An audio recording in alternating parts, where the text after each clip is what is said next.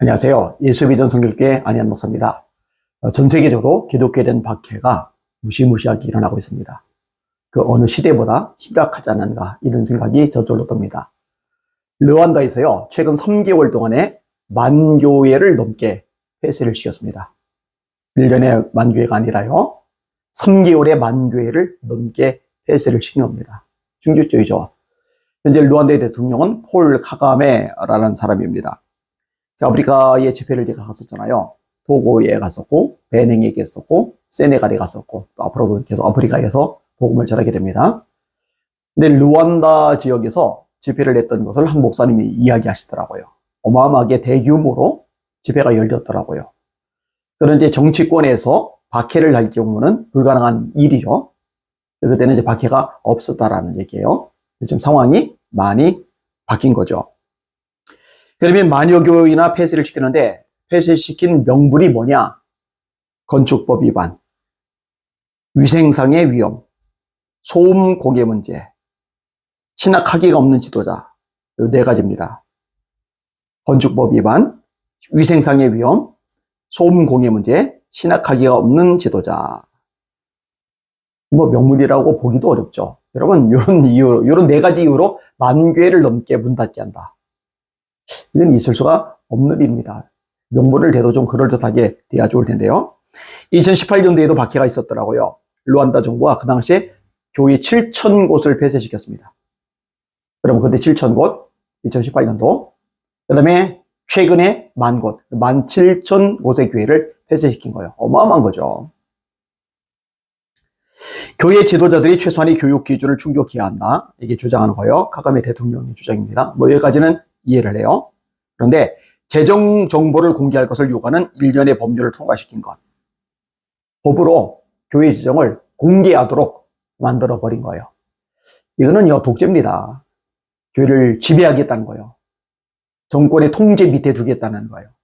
이거는 종교의 자유, 신앙의 자유가 없는 거죠. 아니, 교회 재정을 정부가 다 알아서 뭐하게 해요. 그거 뭐하러 하려고 하는 거예요. 말도 안 되는 거죠.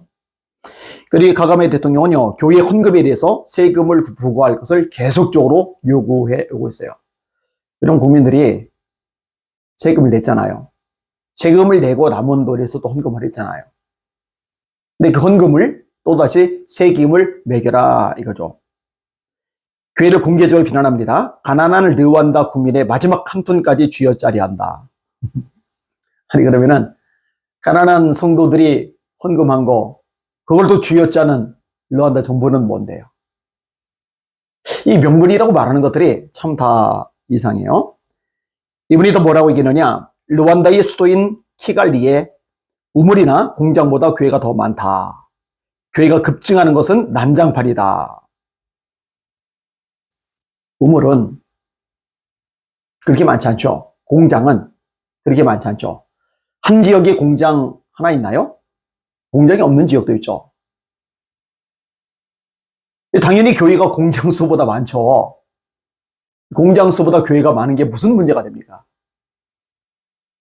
아니, 회사가 공장이 교회 수만큼 있으면은 그게 오히려 이상한 거죠. 인력을 구할 방법이 없어지는 거죠.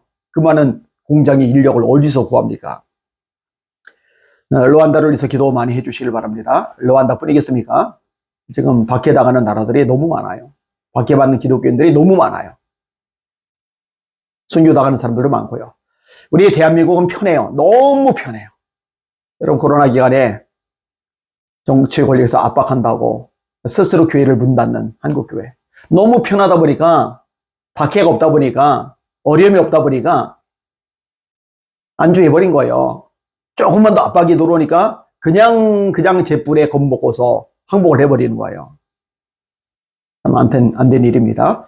정신 바짝 차리고 신앙생활 제대로 해야 될 것입니다. 기도 많이 해 주시기를 바랍니다. 날마다 주님 바라보고 주님의 이름으로 전진하며 승리합시다. 할렐루야.